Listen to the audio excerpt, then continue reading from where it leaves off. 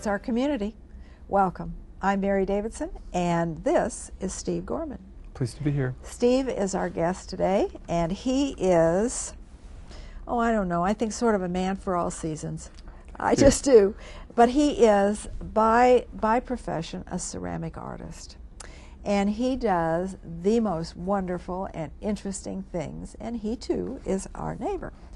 And you have said, and I quote you, that working in the art as an artist in the late 20th and 21st century in the medium of clay has allowed me the good fortune of breaking from the norms of tradition. Would you explain yourself, sir? Wow. Well, I was born in 1962, so... You didn't have to tell that. I'm not telling. I'm fine with how old I am. I'm basically at comfort with myself, you know. But watching the art world and seeing like Peter Vokas and John Mason, Jim Leedy, and some of the great ceramic artists work through time and space. I've seen like Ken Smith or Ken Ferguson, Kenneth Price, and Ron Nagel break down the barriers of what ceramic art can do. Well, because it's not teapots anymore. Right, right. Yeah, and I like that idea of being free to move clay into a new realm of and you have all of your wonderful, fantastical creations about you in your studio, and you can look at them every day. It's wonderful. Yeah. But no longer, and I want to come back to that, because no longer does a ceramicist have to make utilitarian efforts. It doesn't have to be. And yours are not utilitarian. They are, I think, food for the soul. Thank you. I think we can say that. I do. The Star said that your ceramics are part Disney, part Dolly, and part science fiction mythology with a little dinosaur thrown in. And I love that. Isn't that who you are? It's a big part of who I am. Yeah. The hybridization is a big part of my work, and Dolly, the multi-imagery, etc. I have to show you a picture from his sketchbook. This is Steve's sketchbook, and he fills it with these wonderful... Is this fellow in process? That's complications of taking flight, phase 2, where I get my wings. He looks like a pterodactyl to me. But yeah. He's a happy camper. But are you working on him? I'm getting ready to. I'm getting ready for a workshop in Fort Worth. I just finished 24 pieces for that show. Why is that a ball and chain that he has broken? Talk about that a little bit. I kind of see Nerman as a metaphor for my launching pad or my takeoff approach. The Nerman Gallery. Yeah, the Nerman Museum. And now that Kansas City has welcomed me with open arms, I'm ready to grow my wings and take off and soar, metaphorically. Well, and you know, potters used to say, well, we have to have an honest handling of the materials. But honesty is a very interesting word, because it can be anything. Clay is clay. And what you do with it is an honest effort of your art. Don't you think so? I think it goes back to being in the 21st century and being able to break rules. You know, I feel free to do as I please, kind of taking my cue from Kenneth Price's work, working with acrylics on the clay. It's just a medium, another medium. It could be butter, it could be nylon hose, or whatever. Anything. But if it pleases you, then your creativity comes out, I think. Now we have to deconstruct your art just for a moment as we talk about it. And Thomas Hart Benton was very instrumental in shaping your artistic output. And talk about the flowing lines. What appeals to you about him? There are a lot of artists that you could have looked at. I think that what really appeals to me is the biomorphic, the organic qualities, the sense of animated life. They seem almost larger than life. The flow, movement, the color. See, I like that flow. I see that when you look at a Thomas Hart Benton piece and then you look at a Steve Gorman piece, you can see that there is a very obvious connection. because the flow, it's smooth, it's flowing, and I can see how you have attached your thinking there. I really can. Thank you. I and we need to appreciate that. talk about form because some meld form with function, but you stick with form. I do. That's a sculpture. It's a sculptural form, and it's like in my own language in a way. I'm just using the form, my hands, and I was asked to be a painter or a sculptor, and I couldn't decide it, so I blazed my own trail. But you were at first. Were you a painter? I was. Yes. I actually paid my way through college selling watercolors. Yeah, we had a '66 Dodge Dart, and we traveled to art shows, and I would sell my watercolors, and that's how I paid for my college. And then that led to painting, watercolor, and then wall reliefs, and then clay, and then the clays become But you know, watercolors are kind of light and airy and nice, and clay is kind of He-Man stuff. I hide that. People wonder what they're made of. They look soft to the touch. They do. They do. They don't look like something hard. Well, and that's a thing. When I see your ceramics, I always want to touch it, see what it does. They beg touch because they're so sensuous. Yeah, they do. And I think that's nice. And you have, and I think Benton does this too, with an asymmetrical kind of balance. Absolutely, yes. Do you think about this, or does it just happen? It's part of my training, the intuition of making things off just a little bit, because peculiarity grabs mystery, and mystery leads to people wanting to look at your work to solve it. Well, and duh, yes. I hate to break the news to you, but we're all a little peculiar. Yes, yes. So I think we appreciate that. There's hidden meaning in them, for sure. But do you think about it, or does viewer. it just happen? You know, it comes through the drawing process, and then one thing leads to another. It's like a muscle. You exercise your imagination, and it works for you if you work at it long enough. It's really actually pretty easy. The hard part is making the work beg to come back to be seen, if that's correct grammar. But I make them appear interesting in all different directions, 360 degrees. The bottoms are often more interesting than the insides and the outsides. Oh, now somebody will want to pick it up and look at the bottom. Only the viewer, only the owner, excuse me. That's funny. That is funny. But I do, and you're kind of, you've hybridized in your art, and the plants and the birds and the fish, because, and humans, and you've done that along with sort of elements of fashion, it would occur. Talk about elements. What does that mean, elements of fashion? I have a rich understanding, if I can say that about myself, about art history and the proportions of the Greeks, the divine proportion and measurements of all things. And I've tried to instill that synthesis of all art history in my work. I know it's kind of mind-boggling, but that's my passion. My love is art. It's my first love. Yeah, but all of this, the people who are presently your contemporaries, the people who have come before you, have become all a part of you. And what comes out is Gorman. But at the same time... It's like making sausage, I think. Jim Levy complimented me, but you have your own language, Steve. Yeah. I showed him some of my ideas. Well, but that's talent. You don't have to have someone else's language. You know, if you don't have talent, then you have to be someone else. It's like, are you a player or a composer? And you have become a composer. Oh, thank you. Well, you have. Some of my favorite artists are musicians, and I see them as artists. So well, they are. I think but your present output is not without the influence, and you say, of Henry Moore. And I think this fluid, it all's the same. I mean, the fluidity of Thomas Hart Benton, the fluidity of Henry Moore, the smooth line. I'm glad you brought that up. That's part of you, the is it not? Smooth is an essential part of my work. Yeah, and Hans Arp.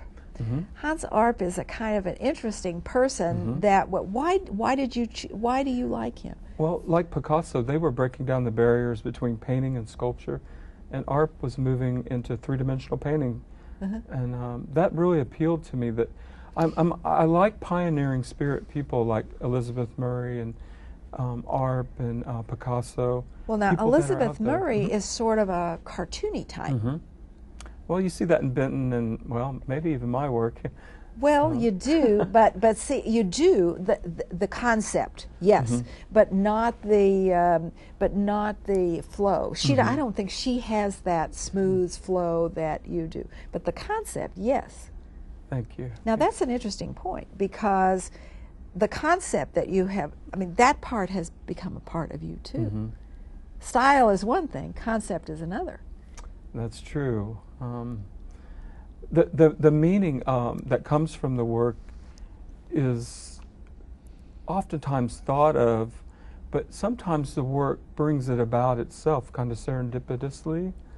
And I go with that, and I welcome, and I actually build in multiple meanings in the work, trying to see what people will see.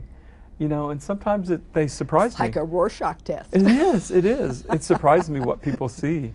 It's like, I never saw that in my own work. Well, I never. Like, I welcome that. Some people would be offended. It's like, no, I welcome that. Part of that comes from my history and study of Kandinsky, too. Yeah. Oh, yeah. Well, see, you like all of those modernists. But those flowing lines of Thomas Hart Benton, I think, and I see more Thomas Hart Benton and Henry Moore in your work, because I think that even though there may be figures in Thomas Hart Benton's work, it flows, it's smooth, and it's wonderful. Tell me what the vitalism philosophy of Henry Bergson has done for you. One of the things that I really like about Bergson's philosophy is that I picked this up from Herbert Reed, by the way, not directly from Bergson, but the idea that there's life force and energy in everything, somewhat like Tesla discovered that in everything there's a certain amount of energy that comes off of it. Well, if I can manipulate things in such a way to make them beautiful, intriguing, and thought-provoking, haven't I put a source of life in my work? It's not breathing like a real thing, but in a way, it is. Gives back. Oh, in a way it is. In a way that is very complimentary, particularly if people respond to it. But don't you think that life force that we're talking about here is what drives human beings? Yes. Drives people? Yeah. Oh, absolutely. Yeah. You know, it's really easy to respond to music emotionally, but in a way, I create music three-dimensionally in my own language, in a way. Of course. Because it connects to human emotions, thoughts, feelings, but the Steve, soul and the spirit. That's even. what an artist is. Yes. And in my thinking, an artist sees the world with different eyes. And whether it's music or ceramics or fiber art or whatever it is, those eyes, they're able to synthesize what's around them and give it back in a whole different form that truly drives our soul. It's food for the soul. It is, art. and you were right. Yeah. I never really thought about that, but I thank you for that, Dr. Davidson. Yeah, awesome. I think so. Now, there's one more that we need to put in your persona as an artist, and those are the Surrealist. Dali is a very good example of the Surrealist movement, which is of great interest to you. What is it about Salvador Dali that influenced you? And talk about that a little bit.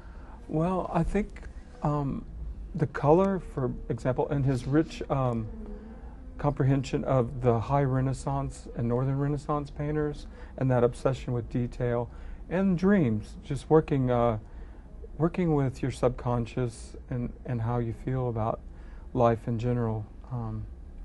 I like the double meaning in a lot of his work too, and I certainly have double meaning in a lot of my work. Yeah. Well, you know, row, row, row your boat. Life is but a dream. Yes. and I think, and it is. And it's so interesting to me how our surroundings meld into our being, and I think we see that so clearly in artists. Thank you. I do. Personally, I certainly thank do. you, but being an artist.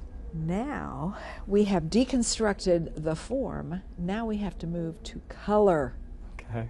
We live in a world of boom, sound, and wow, color. And I think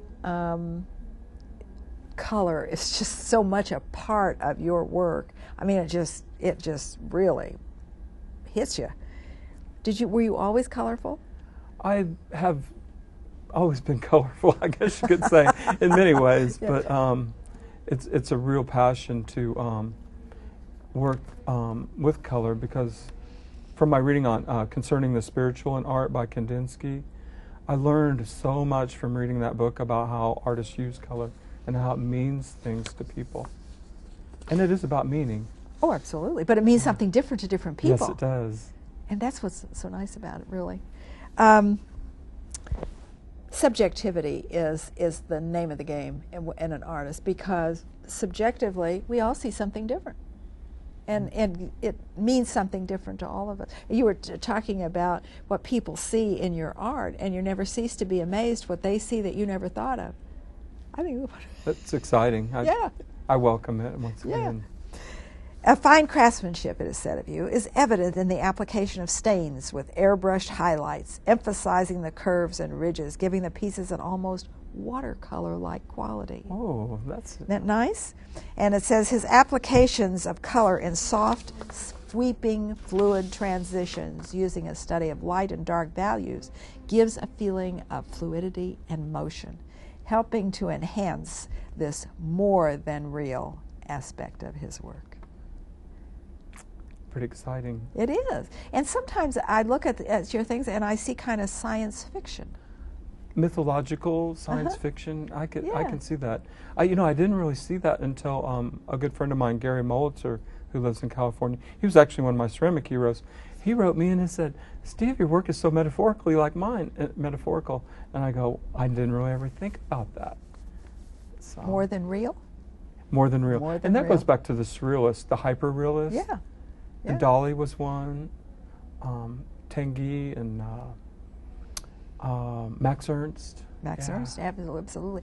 Do you use an airbrush? Oh, yes. Yeah. Yes. That's what makes it so smooth. I originally painted them in oils. Really? And then I experimented with baked-on enamels. But the airbrushing was It works. It's like watercolor. And that's what I came to. So see, but you started out as a watercolorist. Yes, exactly. So you went back to your roots. Yeah, my wife calls them three-dimensional canvases. Is Yes. what they are. They are. They absolutely are. And I think that color is like bait, and it lures our attention to because those colors are blue and red and orange, and I mean it's beautiful. But the first thing you see is that color. Yes. It's just beautiful. But we live in a visual world. Yes, it's a time of extreme measures, to shock, almost to get people's attention. People are so busy. Well, they are, and you do have to get their attention. Getting people's attention is somewhat difficult, you must admit. I'm looking at your sketchbook. Lives, yeah. I'm looking at your sketchbook.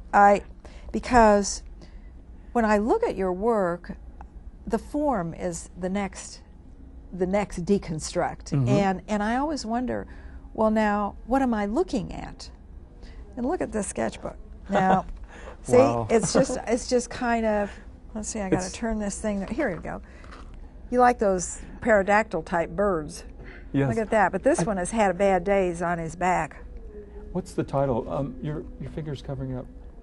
Waiting on You. See? Little sense of humor there. That's right. It's about the idea. Bruce Hartman let me know. It's all about the idea, and that really has stuck here lately. This is Netsuke. Yes, I'm studying the Japanese. And I'm thinking about doing some really rather large pieces. Really? Based on when we're talking large, you're talking about large ceramics? Yeah, like I'm thinking like 6 foot. Yeah, I'm going to need a bigger kiln. I've located one in Sedalia, Missouri. Really? And you can get the whole business in there? Yeah. Boy, that's a big one. I have big plans. And now here's one. This is Bloom Where You're Planted. See, this one is, what am I looking at? Well, it's part dancer, part man, and part plant, and ascending. It's about our community, like. With a little dinosaur thrown in? Yes, yes. It's spiraling upward. Yeah. These are concepts. Well, yeah, but they might not be built. They might. They might, but the truth is that you put that form, because this is just a form now, and it's in your sketchbook. Where do you get the greatest inspiration that you have when you talk about form? Where does it? I mean, you come from different spots, but I think because I don't want to give my work completely away, I seek my inspiration from multiple directions. Through lots of study of other artists' work, through looking at images, nature. I like to fish, the fish world, the undersea world. There's been talk about my work looking otherworldly. How do you go about being otherworldly when you haven't been to another world? You get to make one up. So that's right. I sort of use my own imagination. But that's what art... It's fun, too. That's what it's all about. It's a blast. You kind of gaze out into space from time to time. No, I think that's... Pick and choose. That's right. It is. I read something about, and it said you have a finish fetish. Talk about that a little bit. To be quite honest, I didn't really know. That was dubbed on me by Bruce Hartman, and I didn't really know what it was. I always thought, well, are you sure? And I had to do a little research. And I went to the Kenneth Price article in the New York Times and read it, and it's like, oh my gosh, that is me. And it has to do with my automotive background. Like I'm an obsessive detail freak. Like I could probably build a show car and it would be perfect, if I can say that, but it would be flawless anyway on the surface. Kind of tuck the wrinkles underneath. It would be well form-fitted, I guess you could say.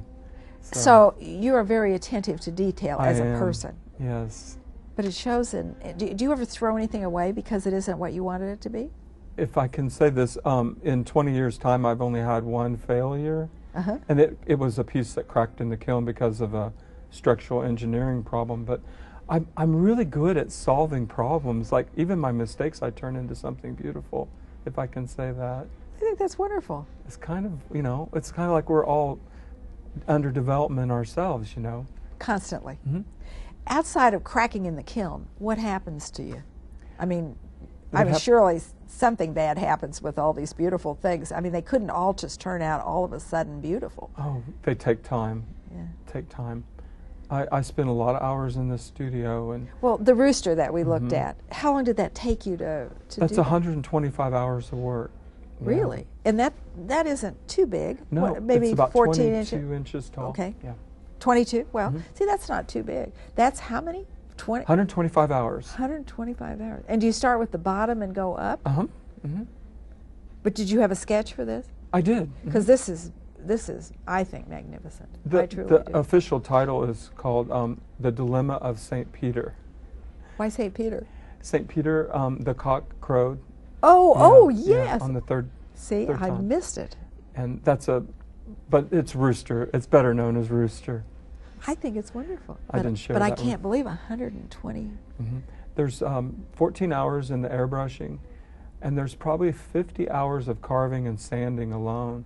Do you start with a blob? About half of the sculpture is the sanding process. Do you start with a blob and sculpture it? I start out with slabs. Slabs. I roll out slabs with a rolling pin, and I used to work right on the floor, but now I have an operating table. Now that your knees may have given out on the floor. I still work on the floor a little bit, as the picture showed. So, in other words, you don't sculpt it, you build it. I build it. I hand build it.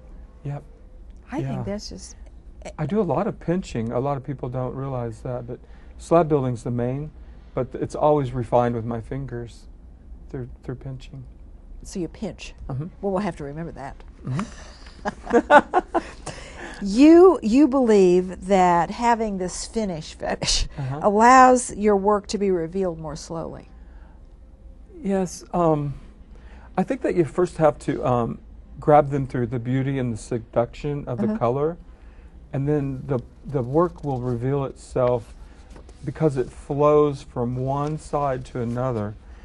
The pieces beg requirement of the viewer to move around them. It would be really fascinating to get look at the above bottom. them. No, you cannot unless you own it. I'm working on a work of art where you get to pick up and hold the work and then rebury it for the next person. The intimacy of the ceramic. But all of these things add to the different reactions that you get, I think. I do. Because everybody views it differently. Absolutely. And I can't control that. No. and part of that is because it is a utilitarian. I mean, you don't have that feeling when you look at a teapot. It is a teapot. Now, it can be different kinds of teapots that may appeal or not appeal, but it's always a teapot. Yours is not. That's right. So I think that makes a difference. Talk about multisensory. That's your art is definitely that. So, only a very few people, when I've been in the presence of my work, have noticed the subliminal message of sound in the work. All 5 pieces have an element of sound. The Hurricane Sally has a foghorn built into her body, and all the rest of them are crying out in anguish, but yet the color is there to appeal to the eyes, and they're held like a science experiment inside of a box, but you could literally touch them and feel them like a blind person might experience them. Are you sending out warning signals with your art? That's a good question. I kind of leave that to the viewer to interpret it. But you basically seem to me to be an optimistic sort of person. I am. That is kind of a personal area that some of my beliefs and thoughts on where we are in the time of history. But they come out in your art. Yeah. But it's kind of interesting because I package it in a beautiful way, and I deliver a message that's hard to hear, but it can be joyful and fun, but it's reality at the same time, if that makes any sense. Oh, it makes perfect sense. So. It makes perfect sense. I mean, you can't hardly turn on the TV without being a little bit disturbed about natural disasters and what's taken place. More than a little bit, I think. Yeah.